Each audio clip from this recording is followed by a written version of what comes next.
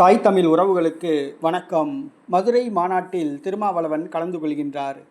மதுரை மாநாட்டில் திருமாவளவன் கலந்து கொள்கின்றார் என்ற தலைப்பில் இந்த காணொளியை காண்கிறோம்.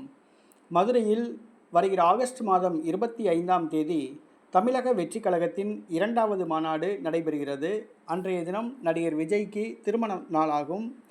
அதே நாளில் கேப்டன் விஜயகாந்த் அவர்களுடைய பிறந்த நாளாகும்.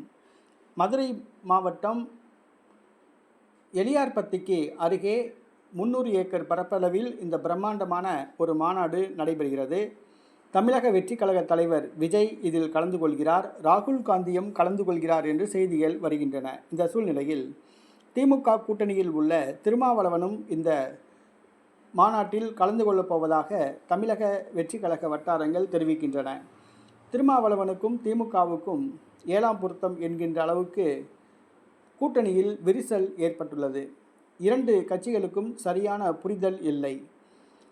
திமுக கூட்டணியிலிருந்து விடுதலை சிறுத்தை கட்சி வெளியேற நினைத்தால் விடுதலை சிறுத்தை கட்சியை உடைக்க மு.க. ஸ்டாலின் திட்டம் தீட்டியுள்ளார்.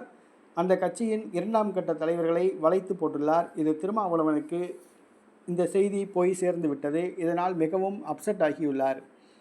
மேலும் திமுக கூட்டணியில் இருந்தால் வருகிற சட்டசபை தேர்தலில் 4 தொகுதிகளுக்கு மேல் கிடைக்காது.